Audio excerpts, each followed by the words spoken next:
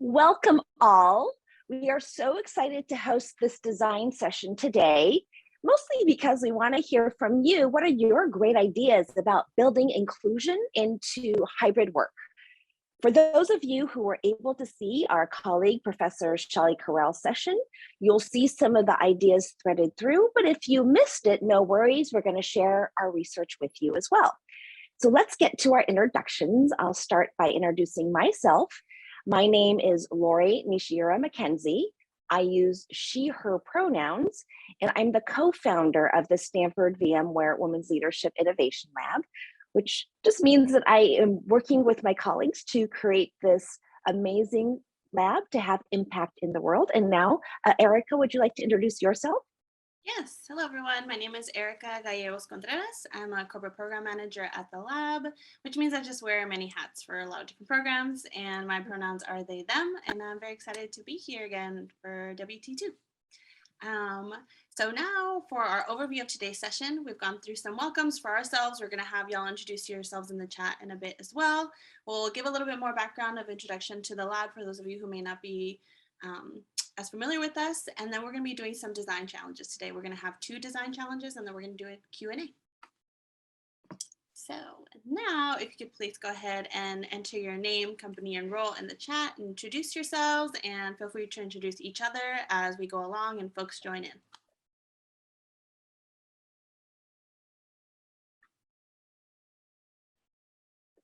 Awesome. Well, thank you so much for participating. Let me go ahead and introduce our lab.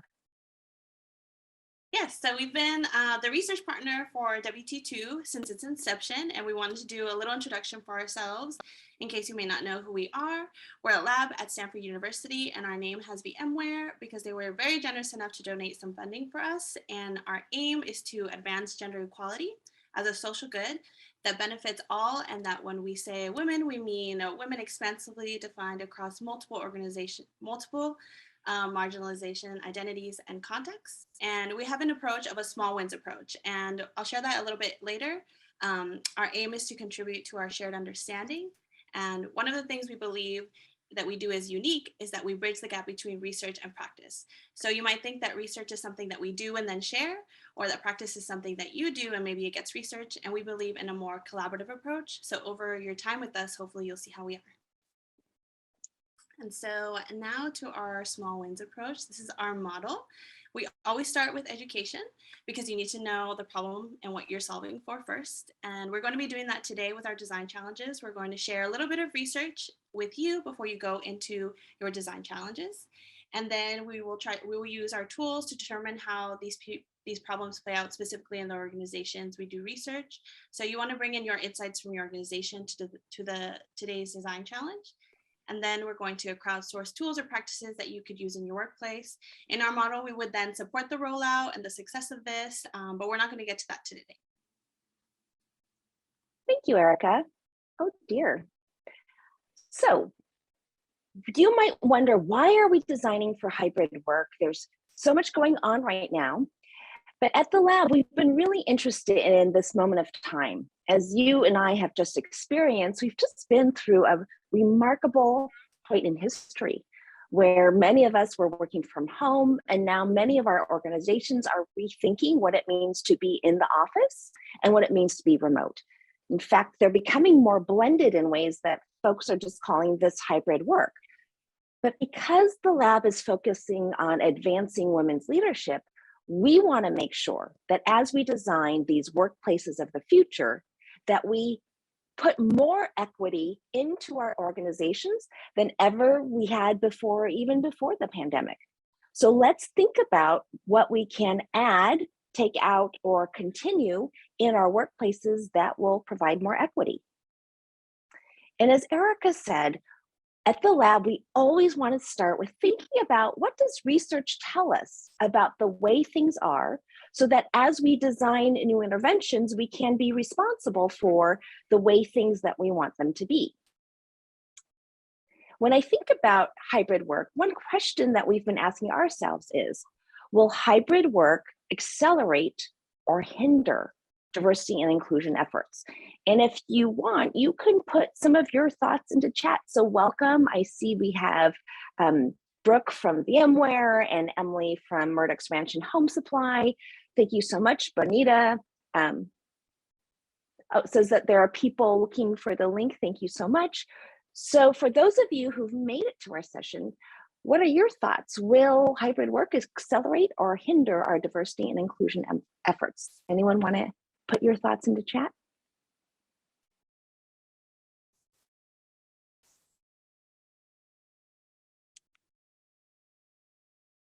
Well, as you're chatting, what if I advance to the next slide and I will go ahead and read your responses when it gets there. One way we've been thinking about hybrid work is that it could accelerate some careers, but whose careers will be accelerated? Or in other words, career acceleration for whom? And hybrid work might also decelerate some careers. So in other words, career deceleration for whom? And if we can proactively identify who might be advantaged and who might be disadvantaged, and then design so those disadvantages don't happen, we could indeed design more equity into our workplaces. Here is some of the responses from our audience. Thank you so much for participating. Some people, thank you, Emily, think it could help if you support your employees, for example, in Indigenous communities who want to work from home. We're going to talk about that, Emily. It's not random who does want to work from home or for what reasons. Brooke added a great point. It has the potential. I love that. It has the potential for both, but it's up to us to design for equity, right? So much has indeed changed. And again, Ingrid said as well, it could be both, but if we're not careful, it could hinder those who are used to or prefer certain kinds of work situations. And Emily, I love this word, intentional. If we're not intentional, we are indeed not going to achieve our equity goals. So thank you so much for participating. So I wanted to share a little research from our colleague at Stanford, Nicholas Bloom, who's a professor of economics. And Nicholas Bloom has been studying remote work for over a decade. He's been doing experiments in large companies to see if there are differential preferences and outcomes about who is remote and who's in the office. So some of the research he did was he asked folks recently, would you want to go in the office? If so, how many days? And again, as we said, we need to be intentional because there are definite trends about who wants to work from home. As you can see in the first graph, mostly the women who are parents of some college or children under the age of 12 have a stronger preference to work more days from home. We also see in the bottom graph, if you look at race in the United States, that it's mostly people of color, and to your point, Emily, Indigenous folks who want to work from home. So if there are advantages or disadvantages compounded by whether you're at home or in the office, we can see that those trends are not random, but there are definite motivations behind them. Erica is going to share a little bit about those motivations later. Now, Nicholas Bloom also did research on whether or not working from home mostly or working in the office had an impact on your career advancement. So in this large scale study he did of looking at over 500 employees over a 21-month period, he looked at those who were randomly assigned to work 1 day a week from home and those who were randomly assigned to work 5 days a week from home. And after the 21-month period, what his research showed was that the people who worked in the office got 5 times as many promotions as those who worked only 1 day in the office.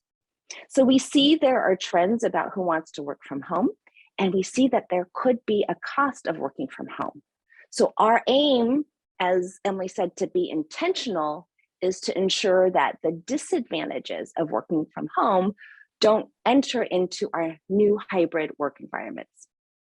And I love what you said, Bonita. We're in a global environment, and Erica is going to talk about that.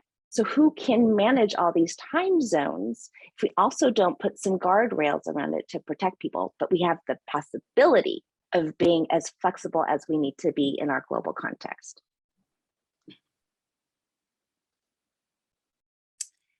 now we're going to go into our design challenge, and we want you to take this design challenge and bring in your knowledge of your team and your company. Let's prototype and create some practices and behaviors to support and foster more diversity, equity, and inclusion in a hybrid environment. And to create a work design prototype using DEI lens, we have to first consider who are we designing for? In other words, practices designed for whom in mind. In the development of many workplace practices, we have a quote, traditional employee in mind, whether we know it or not. And that often means that other employees who do not fit the same mold or stereotype are seen as the exception or needing accommodations. For example, the practice may not work for them, but they are required to adapt or change their needs and situations to fit the practices created with the traditional employee in mind. Let me share an example. Imagine someone who works on a global team. Someone, I think Bonita had expressed that in the chat. They may have calls starting as early as 7 a.m. and 7 p.m. every day. Now ask this question: for whom is it easy to manage calls starting so early in the day and ending so late? And that is the typical traditional employee. Now, who can try to manage calls at 7 a.m., at 7 p.m., but they find it difficult and thus are seen as needing accommodations to just do the work? But that would not be the case if the work were designed with them in mind from the beginning. Hey, Erica, could we take a short pause? I realize, and thank you for letting us know, that there was an issue with the link and some of the folks who've joined may not know what we're up to. So I'm going to just take a pause and welcome all of you. If you would like, you can put your name and where you're from in the chat. Some of us have already done that. And just to let you know what we're up to, we're looking at hybrid work, and we want to engage you in designing practices. So Erica and I work at the Stanford VMware Women's Leadership Innovation Lab. And what we're going to do is present some research, as we're doing right now, about some of the barriers that people face when thinking about equal opportunities in hybrid work. And then we're going to offer you a design challenge. So don't worry about that yet. We're going to get to it. So if you'd like, please go ahead and introduce yourself. And Erica and I are just introducing some of the research that shows that hybrid work already is not equitable. It's preferred more by working mothers and by people of color and Indigenous folks. And yet there could be disadvantages of it, as research from economist Nicholas Bloom shows. So one of these examples that Erica just showed is there's the potential to manage global teams better, but then who can manage phone calls in the morning and in the evening? So Erica, I'll turn it back to you and let's go into our next slide. Thanks for joining. Thank you, Lori. Thank you everyone for joining us. Apologies for the link troubles, but we're really appreciative of you joining us today. So going back to designing with who in mind, as our corporate, this is a quote from one of our corporate program members, building with you in mind. They're from Intuit, and they were discussing how wouldn't it be great if workplaces were built with you in mind? And our goal is to ensure that we support the design of workplace practices that are centered around those who currently are seen as needing accommodations, but in reality, they're an equally important part of the workplace. And in general, when we design for those who face the most barriers, everyone benefits. But if we build for the traditional employee who already has many benefits, we would leave many folks facing difficulties in just doing their work. And so now we're going to our first design. Lori, go ahead. Thank you so much, Eric. And I just want to pause and think, gosh, what would work look like if it were built with me in mind? So if you each think about that, then we're going to go into the design session and see what it would indeed look like to design with you and other folks in mind. Now, we could design for everything, but I want to share a little bit of research that we have at our lab that could inform some important parts of designing hybrid work that might not be in the foreground, and yet if they're overlooked, could present more inequity in our workplaces. So the design challenge number one that we want you to work with us on is the idea of stretch assignments. Now, what is a stretch assignment? A stretch assignment is something that you engage in, and it could help you develop the highly visible skills in order to be seen as high potential or promotable in your organization. It's a critical part of career advancement, but many people don't include a lens of stretch assignments when they think about diversity, equity, inclusion. So what we would like to do is to insert stretch assignments into the center of how we're thinking about hybrid work. It's a critical and yet often overlooked or even not even considered career accelerator. Remember our question we asked, will hybrid work accelerate whose career and decelerate whose career? What if stretch assignments could be part of the tools we use to equalize access to opportunities during hybrid work? Now, let's talk a little bit about what a stretch opportunity is. In many organizations, these assignments lead to leadership. Now, we did an experiment with over 100 leaders, and we asked them what it takes to get your job done. And they talked about skill development, technical skills. And then we asked them, what does it take to get promoted? All of them said the same thing. They said, visibility. So stretch assignments have two very important components. They include developing the skills that are mostly outside of one's comfort zone, the things that you know you need to develop, but maybe make your palms sweat a little bit, right? But not just that they develop skills, but they develop skills that others know about, so that when they think about who's promotable, you have a reputation in the organization. Now, are these stretch assignments and highly visible skills truly important? Think a lot about the work of Herminia Ibarra, who's a professor at the London Business School, and she cites a lot of the work for the Center for Creative Leadership. And this is the pie chart that she talks about. When we think about advancing someone, we often say, oh, you should get certified, you should do certain certifications. And indeed, they are important. They're about 10% of what it takes to be promoted. And then we often think of mentorship programs, the relationships that you're building, and absolutely those are critical. They're about 20% of what it takes to be promoted. But the assignments, the skills that are visible to those 20%, that is about 70% of what it takes to get promoted. Now, what are those challenging assignments? I often think of this for myself. Do I have any of those challenging assignments? And then I think about the people I mentor. Do they have access to these challenging assignments? What are they? Well, what we'd like you to do is think about in your workplace or the places you consult with, what are the stretch assignments in your situation, in your workplace? And we're going to have you put those into chat. So think about this. Stretch assignments are aligned with your company's priorities. Often it can be revenue generating products or revenue generating clients, the largest clients, or the clients that the president or CEO cares about. They can be running a large business, so having profit and loss responsibility. They can be linked to innovation, like the future of our company depends on X. And if you're working on X, that's a highly visible assignment. They could be associated with growth, like we really want to enter a certain market, like let's say we want to enter a geographic market or a demographic market. And if you're leading those efforts, those are the assignments that are often linked to promotion. So to get us into, and welcome everyone, to get us into thinking about it, let's also think about what kind of assignments do not lead to promotion. Every workplace has really critical work that must be done and is essential to the organization's success. But some work is not seen as this important, challenging stretch assignment work. It could be, but in many organizations, it's not. We might call this low promotability work. What is that? Well, first of all, it could be something like what we call office housework. Office housework are the tasks that keep the organization going, the small tasks. For example, what we've discovered on hybrid work is that Zoom or other sharing platforms are really important.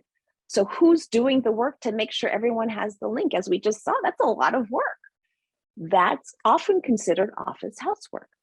Routine work, mentoring and onboarding new employees, very important work.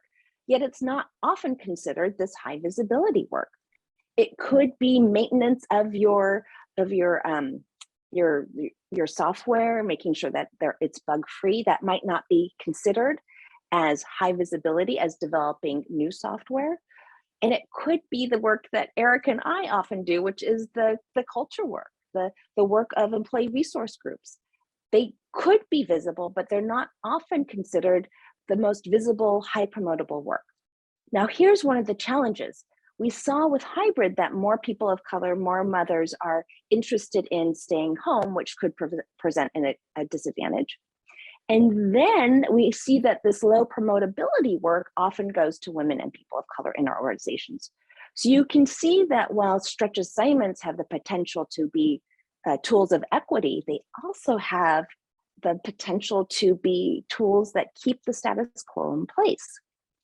So now that we've thought a little bit about stretch assignments and low promotability work, can you share in chat an example of what you might consider a stretch assignment? So please go ahead and put them in chat and we'll go ahead and read them off. That's a really great point, Dan. Some people have an opportunity to raise their hand and say, hey, I want to be working with the top customer. But often the people of color who are the people from underrepresented groups have the least access to the networks of people allocating those stretch assignments. And because they're not in the network, they haven't built the reputation and visibility. They might have the most skills, but if those skills aren't known and they're outside the network, they might not get access to those stretch assignments. It's a really great point. Automating business processes. Yes. So if automating business processes is one of your company priorities, so to reduce costs or to reduce errors, you could be one of the most visible people in your organization. I love this one, direct client contact. Often inside sales and outside sales have different levels of visibility. Inside sales, where you might not have direct client contact, might be critical for your success, but might not be seen as important, even though really it doesn't mean we advocate keeping some as stretch assignments or not, but it's important to see that your organization likely already has that delineation. Being a panelist on a webinar, absolutely, especially if your company is supporting a conference and who gets to be a panelist. If you've never said yes to that opportunity, as Ashmi is saying, maybe you could say yes to that at some point. Completing the entire filing, 1023 filing form for your foundation. Huge visibility work, because without that, right, there's some work you are unable to do. Oh, being the one that selects really important points that everyone should know, as Brooke is adding, can be a really critical job. That's high visibility. You are the person that's enabling people to not read all the fine details and get to the most important points. Yes, culture work has the potential post the murder of George Floyd to be seen as higher value. And I think this goes back to our point about intentionality. When organizations are intentional and find ways to elevate it, absolutely. And if they don't, then it becomes what we might call performative, that we want this work, but we're not promoting or giving people visibility on it. So that's a really great point. Keep adding them in. I'm going to go to something I alluded to. One of the reasons why these access points to the stretch assignments are not often equitable is because stretch assignments are often given through informal networks. Now, networks in companies are both formal, so I might report to somebody and that's a very formal network, or informal. So in matrix organizations, we have informal networks. So that director doesn't report to me and they don't have to do things for me, but because we're in a matrix organization, we influence one each other and want to work. So that's more of an informal network. Now, stretch assignments are often given through informal networks. The challenge is our leadership tends to be less diverse than the entire population base.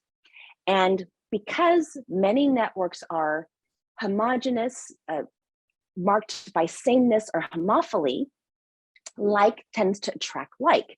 And this is true even, I think about introverts versus extroverts. You see even in parties, people who are more introverted hanging together maybe in smaller groups, and people who are extroverted hanging together more in louder groups, right? So in organizations, it might be someone who went to the same university as you, someone who has same demographics as you, lives in the same neighborhood as you. Like attracts like.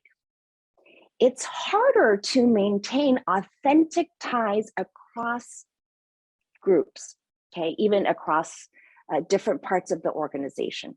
They're harder to create meaningful relations, and they're harder to maintain. Now, here's the thing. There's something called weak ties.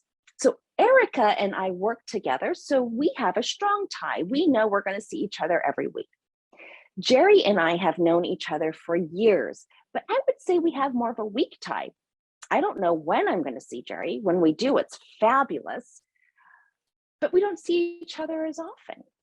It turns out weak ties, if you have a weak tie to those in power, it turns out that weak tie is not as effective if you are a numerical minority or a woman. Weak ties tend to help white men the most. So this is the third way that hybrid work has the possibility, if we're not intentional, to cause less equity in our workplaces by having people in the office be less diverse than the people who are outside of the office, and with proximity bias and the tendency towards sameness, have those critical assignments not go to everybody. Okay. Now our colleagues recently wrote an article, which is in MIT Sloan, about stretch assignments as a tool to deepening your leadership bench. And they give recommendations for the short, medium, and long term. We're going to focus and have you design ideas for the short and medium term. So in the short term, what they suggest is that when folks are having conversations about how many days you're going to be in the office and what that looks like, or if you're going to be fully remote, that we give managers tools to include conversations about career advancement, about stretch assignments, about ensuring that those network ties are strong and not weak, especially across groups. The article also suggests the medium term being more formalized about these stretch assignments. We had some really great examples in our chat, but do you have these conversations in your organization? What if there are certain roles that people informally know really are access to the best assignments? Maybe the revenue generating part of your organization. Do you think carefully and thoughtfully and intentionally about who gets access to those? And then to ensure that you consistently do that, not just the one time you're doing the analysis. Okay, so those are the two kinds of realms we want you to think about for your assignment. Now, there are two questions we want you to work on in Jamboards, and we're going to give you a quick demo. The first one is to brainstorm concrete ways to help managers engage in conversations about stretch assignments in their hybrid work conversations. Okay, so any way you can think of.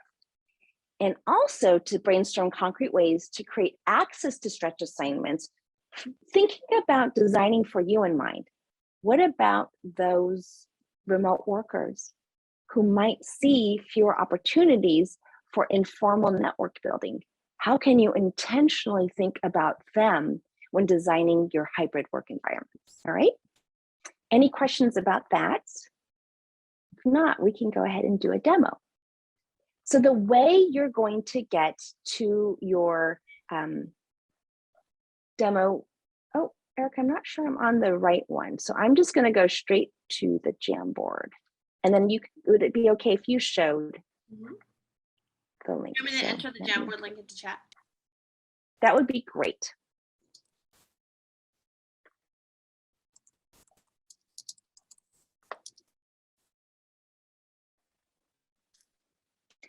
So So go ahead. thank you, Erica. We can't Erica see and I the Jamboard yet. I don't know. Oh, now I see Yeah. it. There we go. Great. Erica and I finish each other's sentences at work. That's what a strong tie is like. So you can, based on your name, we have 2 Jamboards, and you will click on a link, and I'll show you what that looks like. And what we'd like you to do is to use the Jamboard to come up with ideas. So the one I like to use the most is the sticky note. And I like to pick my own color, but you can do the default color. And I add my idea, which is to create a tool for managers. You could be much more specific. And then I save it. I can cancel out, and I can move this. Now, let's say someone has a related idea. I can now move my note near them. I can make it smaller.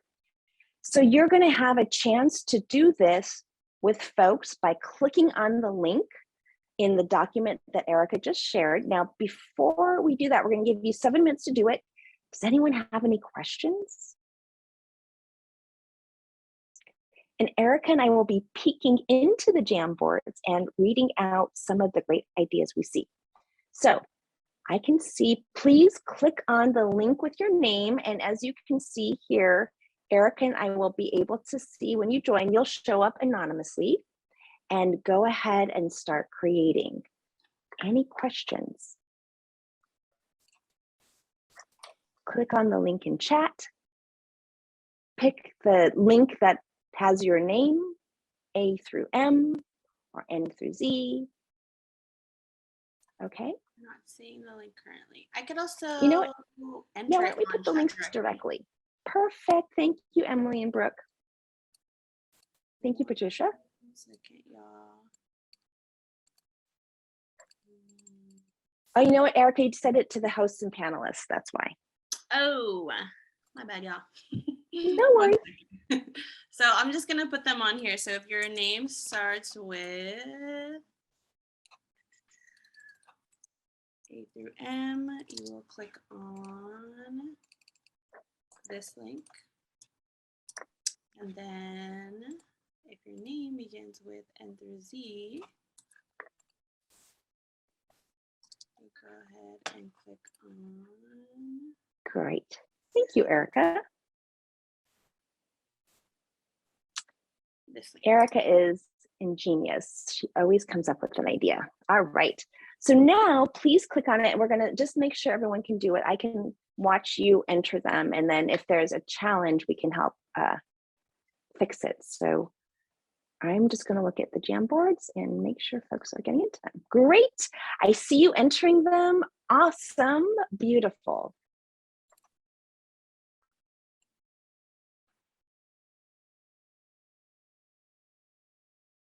Oh, I see someone commented making a smart sheet.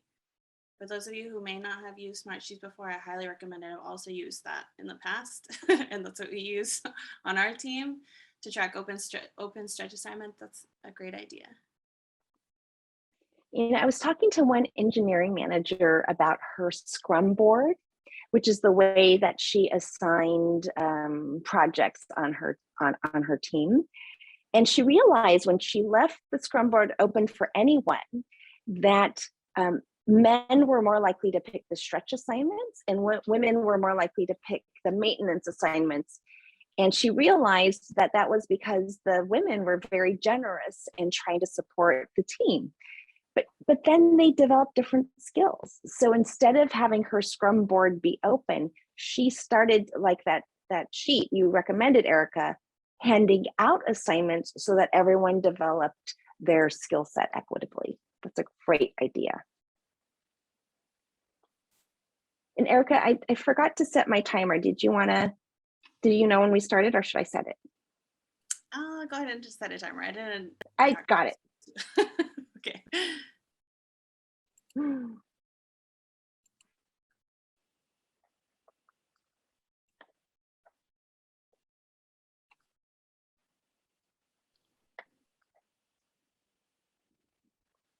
If you want in the Jamboards, you can start putting ideas next to each other as well. And sorry, I just moved some that were overlapping. If I moved you and that was not what you intended, I apologize. So these are all great ideas. I see using career mass customization from Deloitte to have stretch assignment choice and a visibility wall. That's a great idea. Here's a little tip. When you're done, you can also go visit the other Jamboards. We have 4 minutes left. I also know it's late in the day, so if you're having a hard time trying to think of an idea, you can also just put a little sticky note next to someone's idea and say, that's a great idea. I want to try that as well.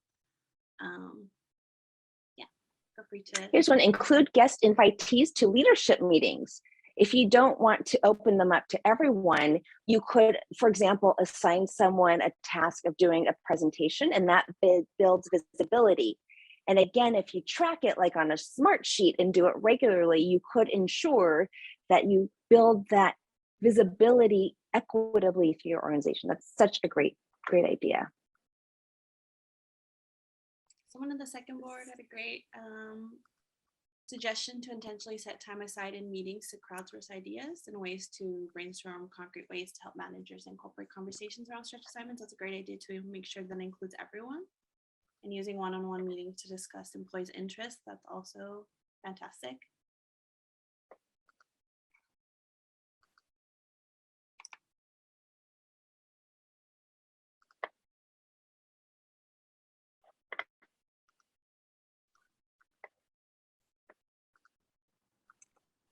Okay, you have 3 more minutes left.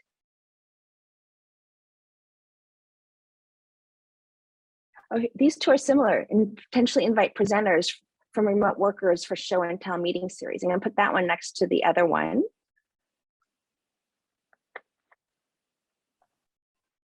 Ask team members the problems that need to be solved and ask them if they would like to solve them and enable them to present the work.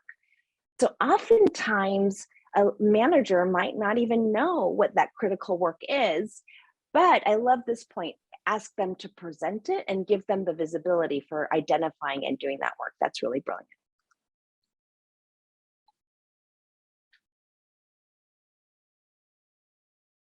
Use one-on-one meetings to discuss employees' interests. That's really great. Ensure an executive champion is linked to the assignment. That's the visibility part, right? So if you do a great project, but leaders only hear about it at the end, they might not build a meaningful relationship around it. So that's a really great idea, is to assign executive sponsor from the get-go. Beautiful. Create a Jamboard for all managers to list out stretch assignments and then let people add their name if they're interested, or proactively tap especially remote workers. That's a great idea too. I love these. Okay, we have 1 more minute.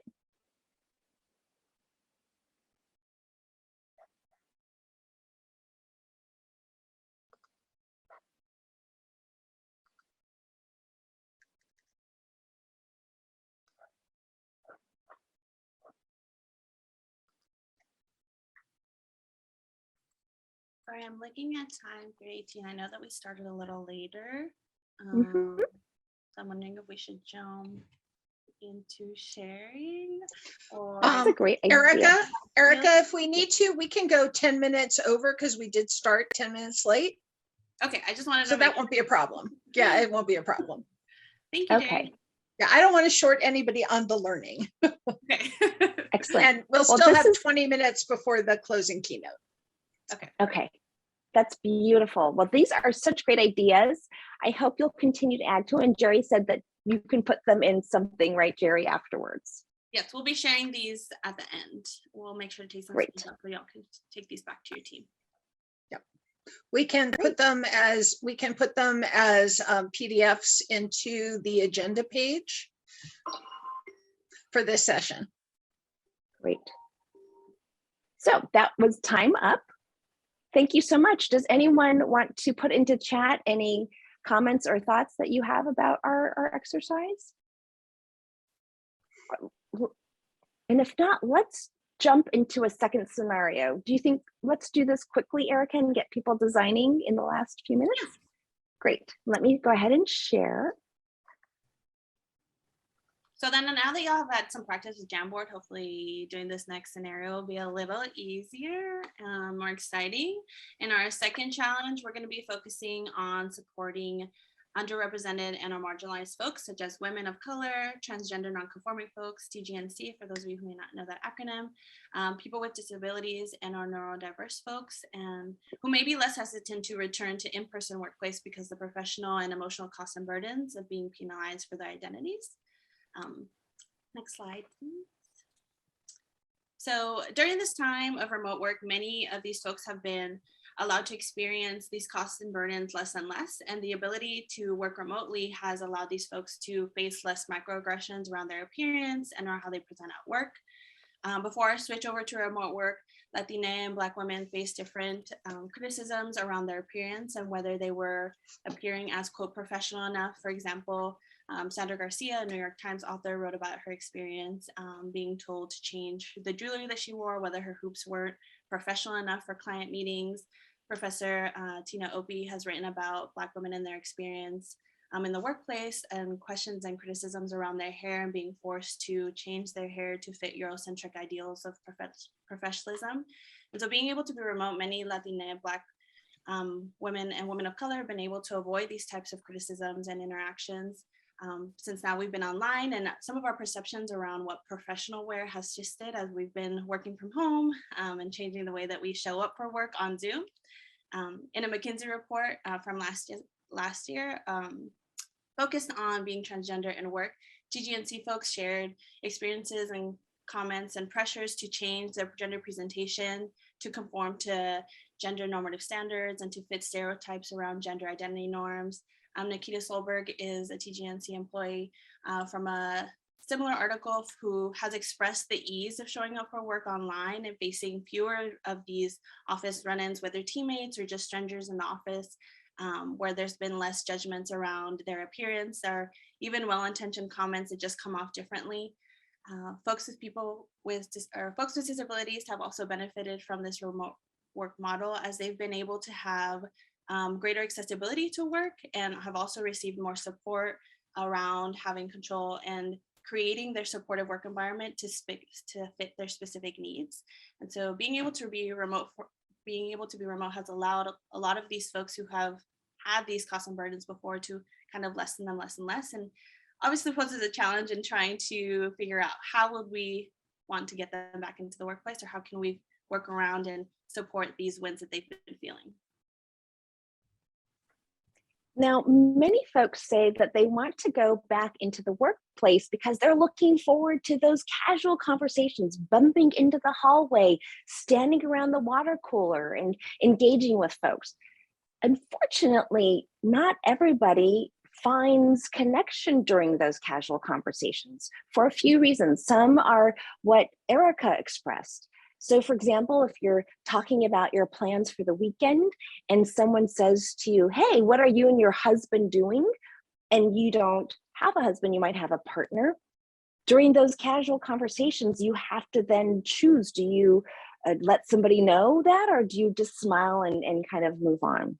Casual conversations often have unconscious or inadvertent negative reactions. So for example, saying something about not liking Chinese people because of the Kung flu.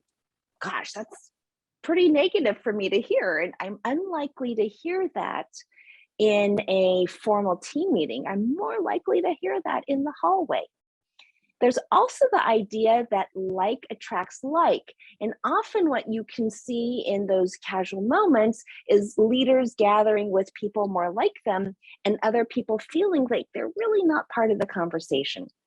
So when we think about designing inclusive hybrid work situations, it's both for the formal situations like who gets stretch assignments, but it's also thinking about those casual conversations where we might unconsciously be evoking microaggressions for people or excluding them or making them have to choose whether they address the kinds of comments they're feeling in the workplace or not. So our design challenge is for you to come up with concrete ways to support the wins, support the ways that work becomes more comfortable and easier, especially let's design for you in mind, for the people from marginalized and underrepresented groups in the hybrid workplace. We have a second Jamboard exercise, but let me go to our Jamboards and show you how you're going to get to it. So when we designed them, they have 2 pages. And the second question is on the second part of the Jamboard. So flipping to that, by going to this link, you're able to now together in the same link that you use, come up with ideas to go back to the share. It's also on the Jamboard at the top. If you want to read Oh, you're right. Oh, I'm going to stop sharing because my PowerPoint just share concrete ways to advance the wins in hybrid work. Are there any questions about that? Okay, go ahead and create, and Erica and I will read out what we see.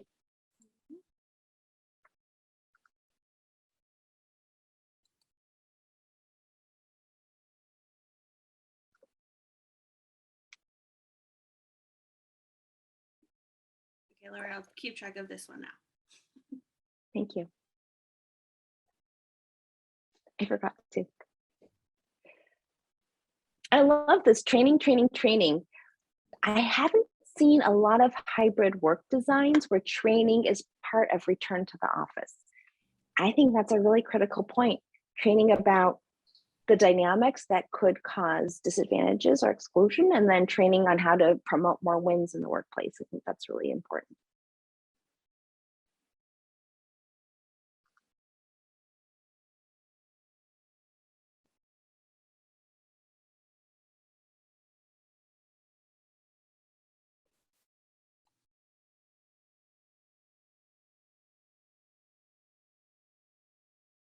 Here's another idea.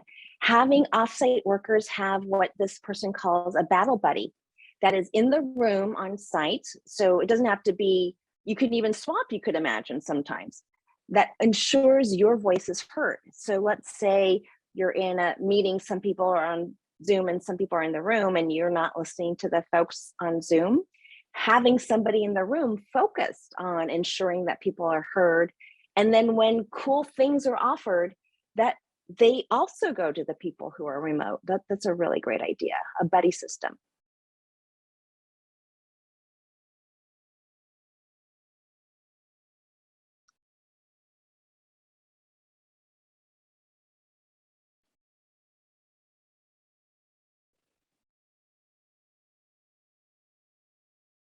I love this one person's writing about taking pauses during meetings. When I'm remote and everyone's there, it's really hard for me to feel like I can break in unless the in the room people literally stop talking. And then the people on Zoom feel like they could weigh in. I also find it's hard if you're doing the raise hand function on Zoom, like should the people in the room raise their hand? Should, you know, overtly discussing those norms can be very useful.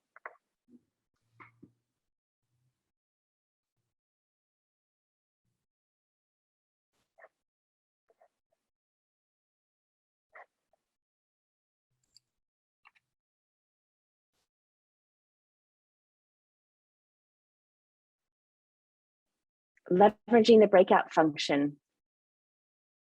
That's really great. Sometimes when our lab does check-ins, everyone's in one place.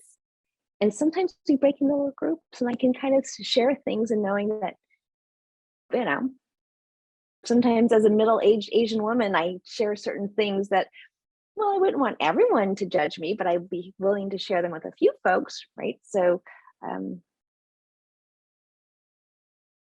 that's gonna be a really great way to create more wins.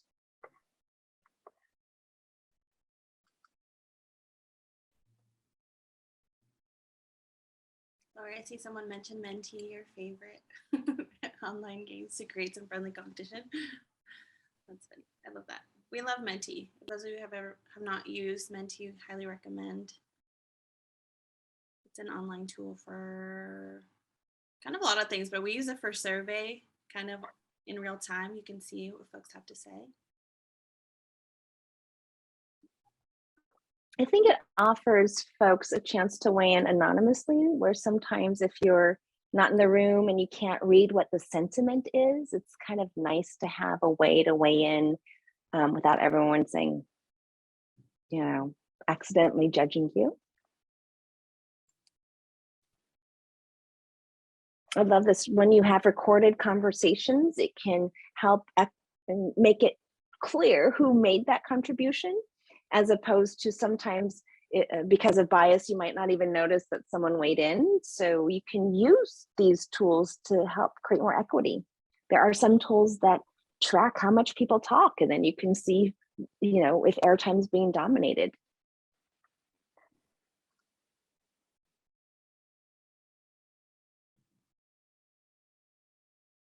I love this. Use the first 5 minutes of the meeting to share personal stories before jumping into the meeting agenda.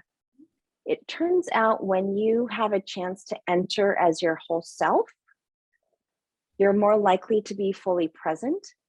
And over time, there's something that Professor Leslie Perlow calls making the personal professional. When the personal becomes professional and we start to care about, you can't make the 7 o'clock calls, I'll take it, and let's not schedule you in the morning. When we can start to care for one another, it does two things. It can make you have better work-life balance, but it can also make your work more productive. If I know you're not going to be on that 7 p.m. call, we're now going to talk about outcomes, but if we're both on it, we might never discuss outcomes.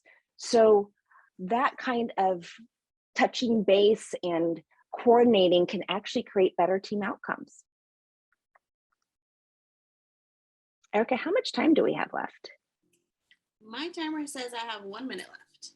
All right, so you can keep adding on when we move on, but 1 minute left.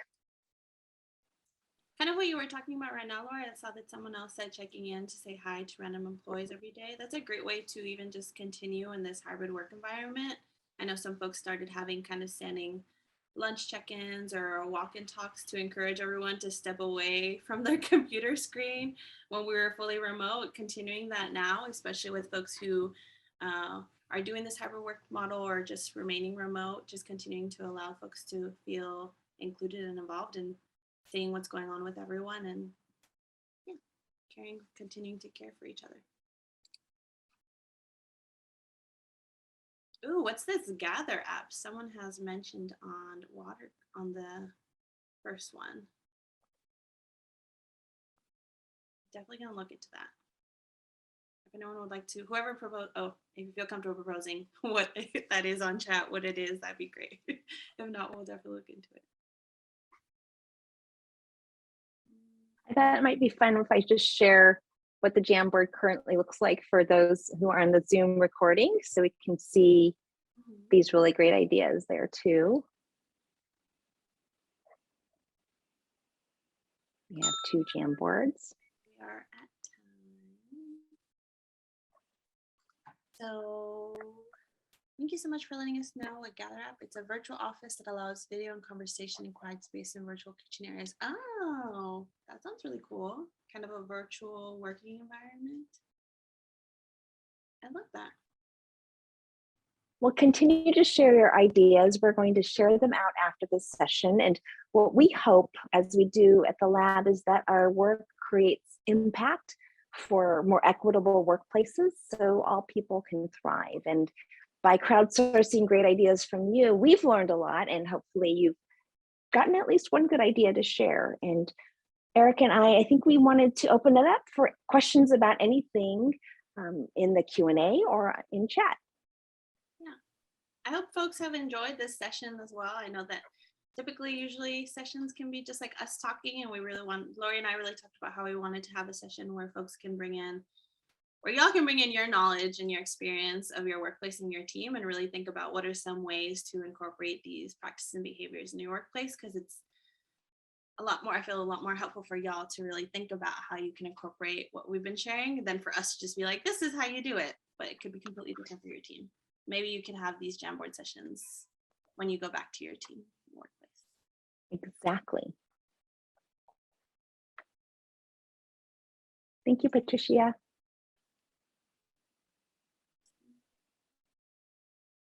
Any questions? I do not see any questions in the Q&A or the chat, though there was a comment that Microsoft Office 365 was planning to release something very similar to the other item that was mentioned with the virtual kitchen area. I don't know if how I'd feel about a virtual Diet Coke. Just doesn't seem the same. Well, then I will eat a whole virtual cake because apparently they have no calories. That's true. That's true. Well, thank you, everyone. I don't see any questions. I know we started a little late and are ending a little late. I just, as Erica said, we want to thank you for being here. Erica, any other parting remarks? Thank you so much, everyone, for joining us and for bearing with us with the technical difficulties. If you have any questions, please feel free to reach out to us on here or also via email. Thank you. Thanks, everybody. Thanks, everyone, for joining us. Thank you, everyone.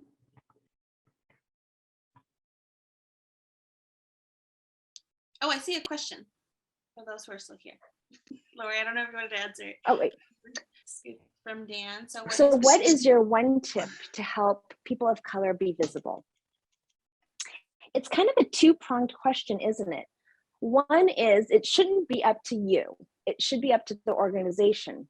So in our ideal world where we want to get to is processes and pathways for people of color to get visibility. Now, on the other hand, if I were thinking about my own visibility, I would become familiar with the assignments that would be considered stretch assignments in my organization. And I would think about my own networks and I would think about who I might ask about getting access to those. So it could be your manager.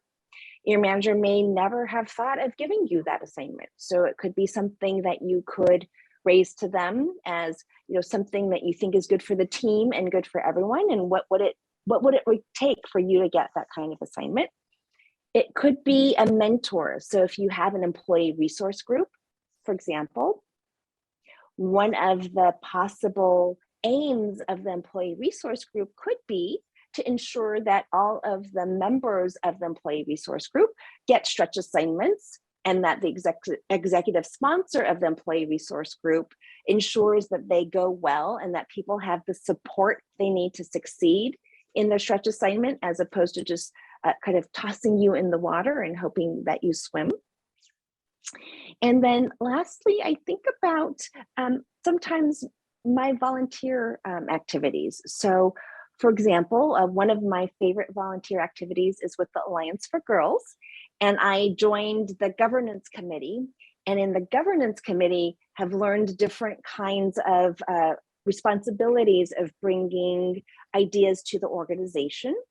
And thinking of that as a way to increase my visibility and the visibility of others as a mentor. Sometimes our volunteer activities help us develop that as well. And then lastly, someone said something about being a panelist in a conference. So thinking about conferences you're interested in and possibly through your organization getting an invitation as a speaker. That could be another way for people to start seeing you differently. But as I said, the long-term solution is that structures like we described in the short, medium, and long term give equitable access to the high visibility assignments that we discussed. So thank you for that question.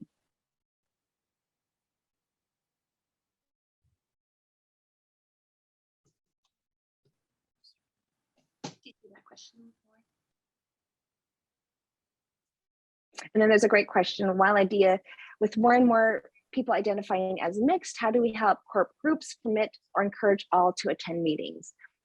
One of the things we do at our lab is we talk about people who are interested in advancing a group. So it's not based on just how you identify it based on where you have affinity or where you want to participate. So part of it is broadening how people can enter these spaces. For example, you often don't know where people have come from or who is in their family or what their interests are. So I think having more things be discussed as people entering as they want, and then also thinking about if people want a purely affinity space, what would it look like to do both? These are possibly stretch assignments for someone to come up with ways to do that. And then hopefully you'll share that with us next year when we come back to WT2.